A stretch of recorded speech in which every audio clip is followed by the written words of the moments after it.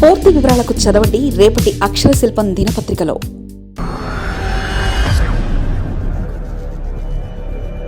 అక్కడ ఆయనలా, ఇక్కడ ఈయనలా, రెండు పార్టీలు రెండు రకాలుగా నేతలు. అటు విజయవాడలో, ఇటు హిందూపురంలో. దేవినిని పదవి ఇస్తామన్నా వద్దంటున్నారా? గోరెట్ల ఆశలకి గల్లం తినట్లేనా? అటు విజయవాడలో, ఇటు హిందూపురంలో రెండు రకాల నేతలు రెండు పార్టీలకు కాస్తంత ఇబ్బందులు కలిగిస్తున్నారు. ఒక రకంగా చెప్పాలంటే ఇద్దరు నేతల మనస్తత్వాలు వేరేనా, కాంక్ష ఒకటే.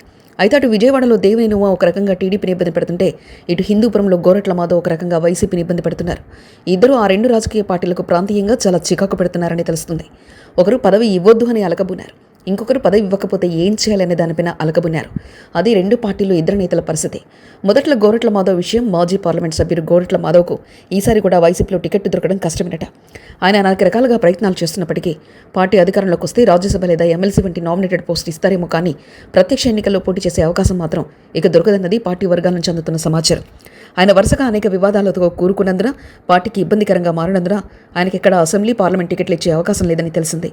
గోరట్ల మాధవ్ కూడా ఇటీవల కాలంలో చూచాయిగా ఈ విషయాన్ని పార్టీ నాయకత్వం చెప్పినట్లుగా పెద్ద ఎత్తున ప్రచారం జరుగుతుంది. పోలీస్ శాఖలో సర్కిల్ ఇన్స్పెక్టర్గా, పోలీస్ అధికారుల సంఘం నేతగా ఉండి ఉద్యోగానికి స్వచ్ఛంద పదవీ విరమణ చేసి వైఎస్ఆర్ కాంగ్రెస్ పార్టీలో చేరారు. జగన్ హిందూపురంలో బీసీలకు టికెట్ ఇవ్వాలనుకుంటున్న జగన్కు గోరట్ల మంచి చాయిస్గా కనిపించింది. దీంతో ఆయనకు ఈ ఎన్నికల్లో హిందూపురం పార్లమెంట్ టికెట్ దక్కింది. అన్నీ కలిసి వచ్చి విజయం సాధించారు. గెలిచిన తర్వాత అనేక వివాదాల్లో చిక్కుకున్నారు. పార్లమెంట్ సభ్యుడిగా మంచి పేరు తెచ్చుకున్నారు. వ్యక్తిగత విషయాల్లో ఆయన ఇబ్బంది పడ్డారు. పార్టీని కూడా ఇబ్బందులకు నెట్టారు.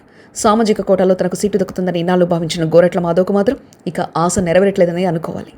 వైసీపీకి నమ్మకమైన నేతగా గోరట్ల మాధవ్ ఉన్నప్పటికీ ఆయన పత్తికొండ, రాప్తాడు నియోజకవర్గాలపై కన్నేశారు.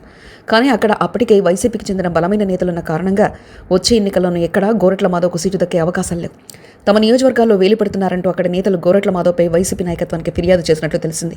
దీంతో వైసీపీకి చెందిన ముఖ్య నాయకుడు ద్వారా జగన్ గోరట్లకు సమాచారం పంపారని, ఆ నియోజకవర్గంలో వేలిపట్టవద్దని సూచించినట్లు తెలిసింది. వైసీపీ అధికారంలోకి వస్తే నామినేటెడ్ పదవి మాత్రం ఖచ్చితంగా దక్కుతుంది. అందుకే గోరట్ల మాధవ్ ఇటీవల కాలంలో సైలెంట్గా ఉన్నారు. అటు తెలుగుదేశం పార్టీలో సీనియర్ నేతగా ఉన్న దేవినేని ఉమామహేశ్వరరావు కూడా వేరే లెవెల్. రాజ్యసభకు పంపడంపై పార్టీలో చర్చ జరుగుతుంది. మరో 6 నెలల్లో రాజ్యసభ స్థానాలు ఆంధ్రప్రదేశ్లో ఖాళీ అవుతున్నాయి. ఖాళీ అవుతున్న రాజ్యసభ స్థానాలను దక్కించుకుంటే 6 ఏళ్ల పాటు పదవికి డోకా ఉండదు. అనేక మంది సీనియర్ నేతలు రాజ్యసభ రేసులో ఉన్నారు. అయితే దేవినేని ఉమామహేశ్వరకు పెద్ద వయసు మించలేదు. ఆయనకు రాజ్యసభకు పంపే కంటే ఎమ్మెల్సీ ఇవ్వడం మంచిదన్న అభిప్రాయం కూడా ఆయనకు అనుచరుల నుంచి వ్యక్తమవుతుంది. కానీ పార్టీ అగ్రనాయకత్వం ఆలోచన ఎలా ఉన్నాయన్న దానిపై ఇంకా క్లారిటీ మాత్రం రాలేదు.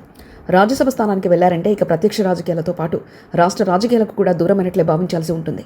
ప్రజలతో నేరుగా సంబంధం లేని పోస్టు కావడంతో దానిపై దేవినేని ఉమా లాంటి వ్యక్తులు అంతగా ఆసక్తి చూపారు.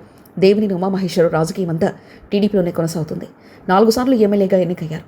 1999లో ఆయన నందిగామ నుంచి రాజకీయాల్లోకి అడుగుపెట్టారు. 2004లోనూ ఆయన నందిగామ నుంచి ఎంపికయ్యారు. ఆ తర్వాత నందిగామ నియోజకవర్గం రిజర్వ్డ్ కావడంతో పార్టీ అధినాయకత్వం సూచన మేరకు మైలవరానికి షిఫ్ట్ అయ్యారు. 2009, 2014 ఎన్నికల్లో దేవినేని ఉమా మైలవరం నుంచి ఎన్నికయ్యారు. 2019 ఎన్నికల్లో మాత్రం తొలిసారి ఓటమి పాలయ్యారు. దేవినేని ఉమా వ్యవహారంలో అధినాయకత్వం ఆలోచన ఎలా ఉంటుందనేది ఎవరికీ అర్థం కావడం లేదు. ఉమా ఇక్కడుంటే మళ్ళీ కృష్ణా జిల్లా రాజకీయాల్లో గ్రూప్ తగాదాలు ఎక్కువ అవుతాయన్న వాదనలు కూడా పార్టీ నాయకత్వం పరిగణలోకి తీసుకునే అవకాశం ఉంది. అదే సమయంలో దేవినేని ఉమను రాజ్యసభకు పంపాలంటే సామాజిక వర్గం కూడా కొంత అడ్డంకిగా మారుతుంది.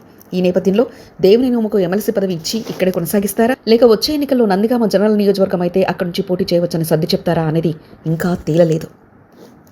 రాజ్యసభ పదవి మాత్రం తనకు వద్దంటే వద్దని మాత్రం దేవినేని ఉమా చెప్తున్నట్లు తెలిసింది. పదవి ఇస్తామని ఎవరు చెప్పకపోయినా తనను పిలిచి పదవి రాజ్యసభ ఇస్తా వద్దని చెప్తున్నానని దేవినేని సన్నిహితుల మధ్య వ్యాఖ్యానిస్తున్నారట. మరిన్ని కథనాల కోసం సబ్స్క్రైబ్ చేసుకోండి మీ అక్షర శిల్పం. పూర్తి వివరాలకు చదవండి రేపటి అక్షర శిల్పం దినపత్రికలో.